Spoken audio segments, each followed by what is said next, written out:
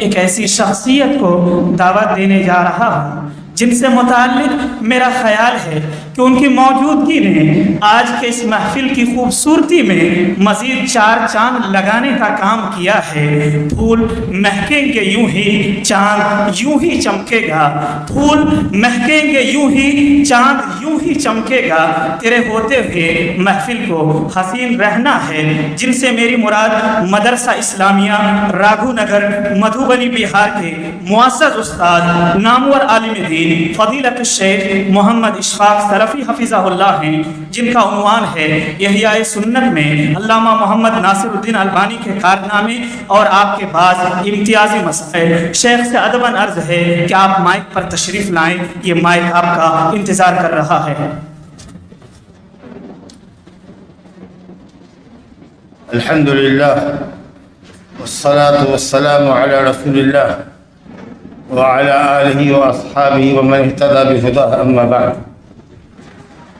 فصاحب الفضيلة ضيف الشرف أخونا الفاضل عبد اللطيف عبد الصمد الكاتب حفظه الله وتولاه، رئيس الحفلة فضيلة الشيخ أصغر علي المدني، وفضيلة الشيخ مطيع الرحمن بن الشيس محمد مدير الجامعة، دیگر اخوان کرام، معزز علماء اعظام اور حاضرین گرامی قدر،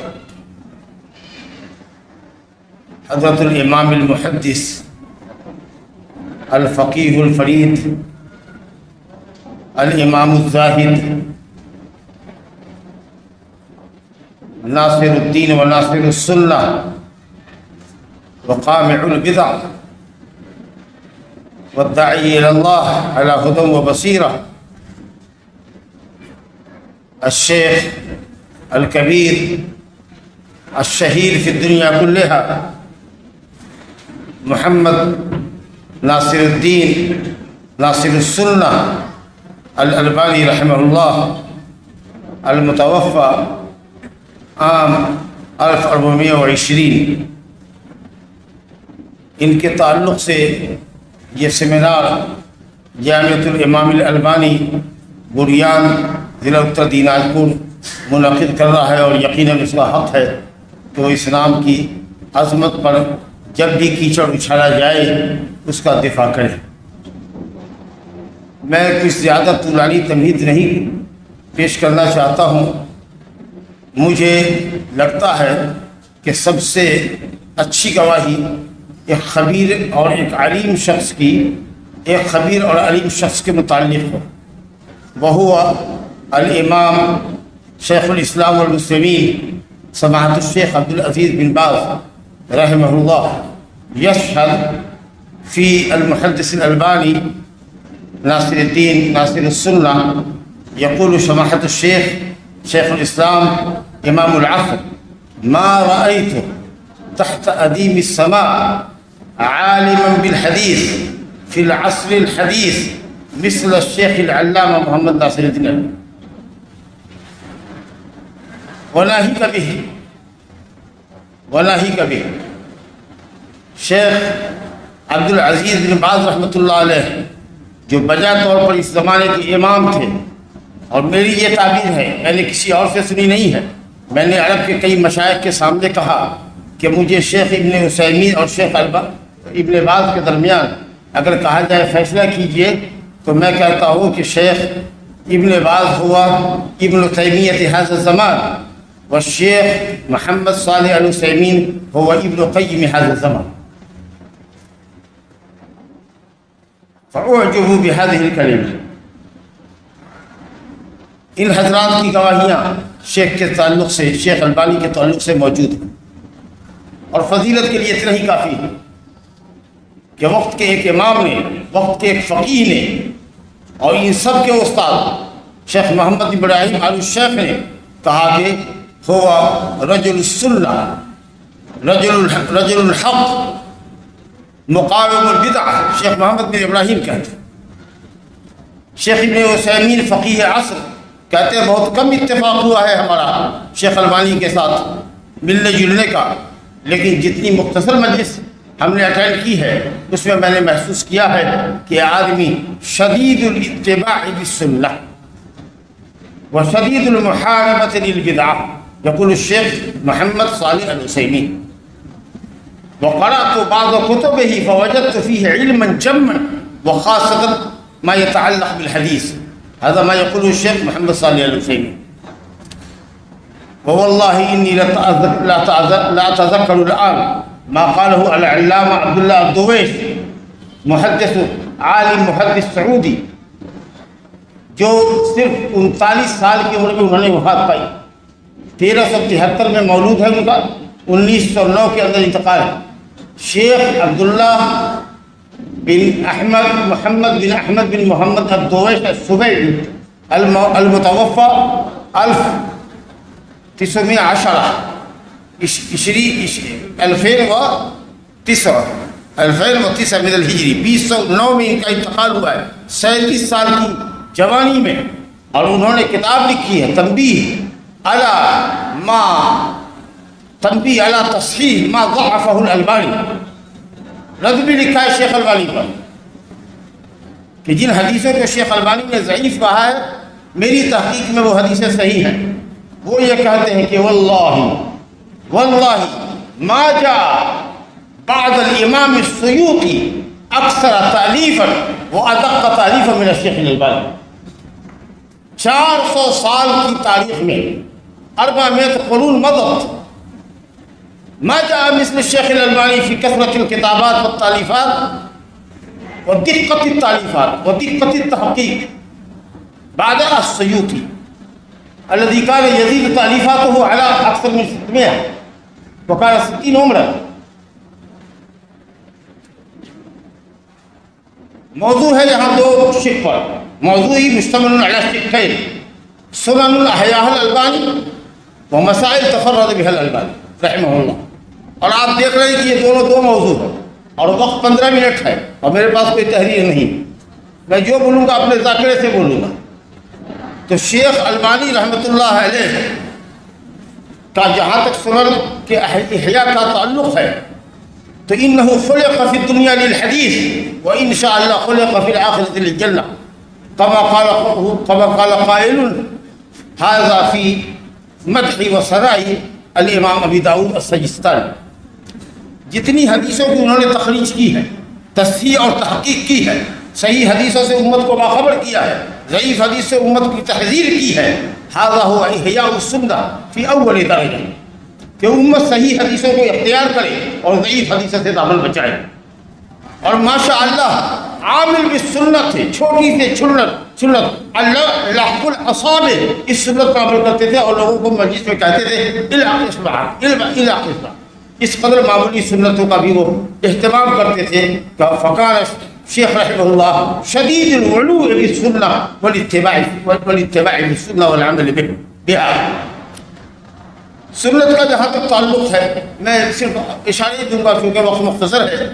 یہ ابھی صاحب نے بتایا کہ صاحب وہ تحذیر الساجد کا ذکر کر رہے تھے جامعہ کے استاد، کیونکہ بعض ایسی جگہوں پر ان کے والد جو غالی حنفی تھے اور ان کو حنفیت پر ہی رکھنا چاہتے تھے اور حدیث کی تحقیق سے منع کرتے تھے، لیکن اللہ رب العالمین نے ان کو خدمت حدیث کے لیے پیدا کیا تھا، اسی لیے انہوں نے حدیث کی طرف رخ کیا، فقہ کو چھوڑا. تو وہ جاتے تھے اپنے ابا کے ساتھ. اور بعض ایسی مساجد دمشق وغیرہ میں تھی، ہناک مساجد تھی دمشق و عراق و مصر توجد فیہا القبور وکان الناس یصلون مطمئنین. فالشیخ رحمہ اللہ حذر الامہ بان صلاة مثل هذه الجوامع حرام لا تصح. اور انہوں نے ایک رسالہ لکھا تحذیر الساجد من اتخاذ القبور مساجد. اور اس کے بعد الحمدللہ دھڑا دھڑ دنیا سے قبریں اٹھی.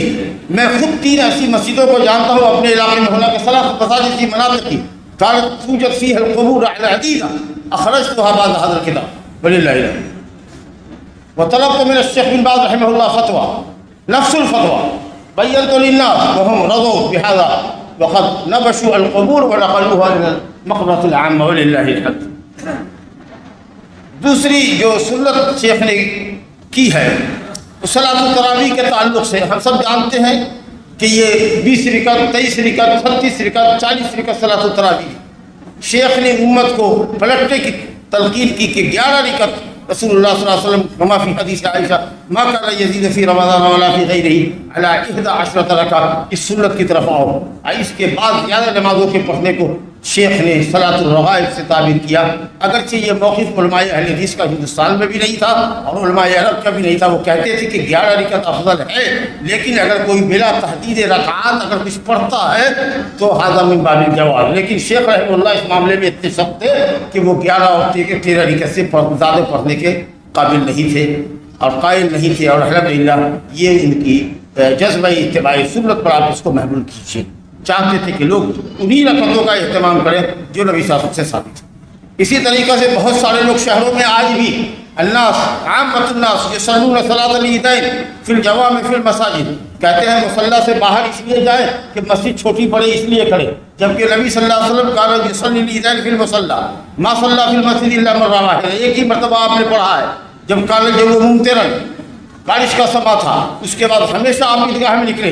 شیخ نے لکھا ہے کہ سارا باقاعدہ اس سنت کے احیاء میں, اور یہ کہا کہ صلاۃ العیدین فی المصلی ہی السنہ ہی السنہ, بلا عذر شرعی کے جائز نہیں ہے کہ مسجدوں کے اندر آپ صلاۃ العیدین پڑھیں. اور ہمارے یہاں خاص کے بنگال میں مسجد کا دروازہ عورتوں کے لیے کھول دیا جاتا ہے کہ آپ یہاں پڑھیں, جبکہ حکم یہ ہے ام عطیہ کی روایت کہ كنا نؤمر ان نخرج الحجة وذوات الخدور والبالغات الى المصلى. تو یہ ایک معاملہ تھا احیاء کا. اور اسی طریقے سے میرے بزرگوں دوستوں احیاء سنت کے باب میں شیخ رحمۃ اللہ علیہ نے وہ جو لکھا ہے خطبۃ الحاجہ, قال كثير من الناس يلقون الخطب التي صنعوها من عند انفسهم حتى في مساجدنا في جوامعنا في الهند. قال الناس يقرؤون خطبة الشاه اسماعيل بن عبد الغني الحمد لله علي الذات عظيم الصفات سميع الصفات كبير الشان لما ألف الشيخ الألباني هذه الرسالة المفيدة الماتعة خطبة الحاجة. الحمد لله بدأ الناس في الدنيا كلها يهتمون بهذه الخطبة. اس خطبہ حاجہ کا لوگوں نے اہتمام کیا, حتیٰ کہ ائمہ حرمین میں سے بھی بعض لوگ الحمدللہ اس خطبے کو قائم رکھتے ہیں. ومثلها كثير وكثير نكتفي بهذا. دوسرے شیخ پر آتے ہیں کہ جو مسائل متفرد جس میں تفرد ہے, ہم ہمیشہ یہ کہہ دینا چاہتے ہیں وضاحت کے ساتھ کہ شیخ البانی کان محدثا بلا شک الذي يشك فكأنه يبصق على وجه الشمس. جو شیخ البانی کی محدثیت کا انکار کرتا ہے وہ سورج کے نصف النہار میں ہونے کا انکار کرتا ہے. اور وہ فقیہ فرید تھے, جیسا کہ تمام محدثین اپنے زمانے کے اندر فقیہ ہوا کرتے تھے اور مسائل کا استنباط کیا کرتے تھے.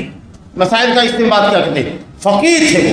اگر کسی حدیث پر مطلع ہوئے, ابھی بتایا بھائی نے کہ 60 سالہ خدمت حدیث کے زمانے میں کسی حدیث پر مطلع ہوئے اور وہ حدیث ان کی تحقیق کے مطابق صحیح تھی, اس حدیث سے انہوں نے مسئلے کا استنباط کیا. اگر دلیل کی روشنی میں کوئی شخص کسی مسئلے کا استنباط کرتا ہے, چاہے آپ اس کی دلیل سے اتفاق کرو کہ نہ کرو, اس کے استنباط سے اتفاق کرو کہ نہ کرو, لیکن آپ اس کو یہ نہیں کہہ سکتے کہ رجل شاذ رجل تفرد به. تفرد اور شذوذ وہاں ہوتا ہے جہاں قول پر دلیل نہیں ہوتی.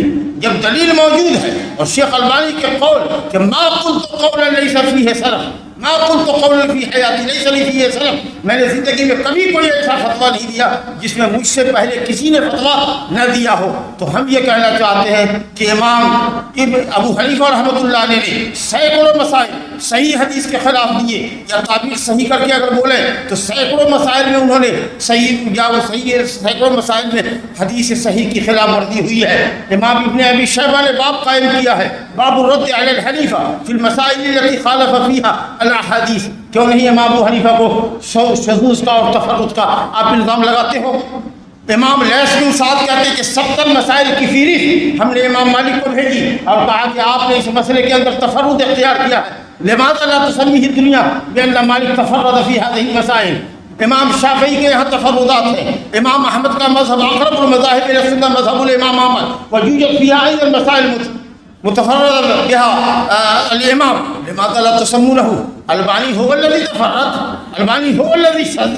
لا يا اخي ابدا, كان مجتهدا. ولذا نرى الشيخ شیخ الاسلام ابن باز يرد على الألباني ويقول إنه كان فقيها مجتهدا محدثا قد أخطأ الأخ في هذه المسألة كما يخطي بقية المجتهدين، فالصواب والاجتهاد مع كل مجتهد، جس طریقے سے تمام مجتہد صواب اور خطا کے درمیان ہے، شیخ البانی نے بھی غلطی کی ہے. هكذا يقول الشيخ بأنه كان مجتهدا. تو یہ سب جو شذوذ والے مسائل آپ کر رہے ہیں اس میں شیخ البانی کی حیثیت كان مجتهدا. اور اگر آپ کو اتفاق نہیں ہے تو آپ جس طریقے سے مسائل میں ترجیح کرتے ہیں، کسی کے مسئلے کو لیتے ہیں کسی کو چھوڑتے ہیں، آپ کو یہ حق ہے، لیکن آپ کو یہ حق نہیں ہے کہ آپ یہ کہیے کہ شیخ البانی نہیں فقیہ، شیخ البانی مبتدع، شیخ البانی جاء بأقوال جديدة لم يقل بها أحد من الأمة، والله لم يقل بها. شیخ البانی تفرد بالمسألة الذهب المحلق والمشايخ ردوه عليه، لا نطيل الكلام. شیخ البانی قال بأنه يجوز قص اللحية إذا زاد على القبضة مستدلا بأثر عمر ابن عمر. شیخ المشايخ السعودي ردوا عليه، اس پہ بھی رد کیا ہے. شیخ نے کہا کہ چہرہ الوجه ليس بحجاب، المشايخ ردوا عليه. ولا شك أن الحق مع المشايخ بأن الوجه داخل في الحجاب الشرعي ولا بد من المرأة من تغطية وجهها. اور اسی طریقے سے شیخ نے اور بھی یہ کہا کہ صاحب سنیچر کے دن روزہ رکھنے میں نہ تفرد اختیار کیا جائے، صوم یوم السبت لا منفردا ولا باليوم القبلة والبعده. وهذا لا شك فيه أن الشيخ لم يوافقه الصواب. وكذلك قال الشيخ لا اعتكاف إلا في 3 مساجد، هذا أيضا كان من تفردات الشيخ، لكن أفتى به حذيفة اليمان رضي الله عنه وغيره وسعيد بن المسيب وغيره من العلماء. وهكذا إخواني وزملائي هناك مسائل عديدة خالف فيها الشيخ الجمهور، ولكن في ضوء الدليل وكان يحق له ذلك. فلا نقول إنه أتى بشيء جديد أو قال بما لم يقل به أحد ممن قبله.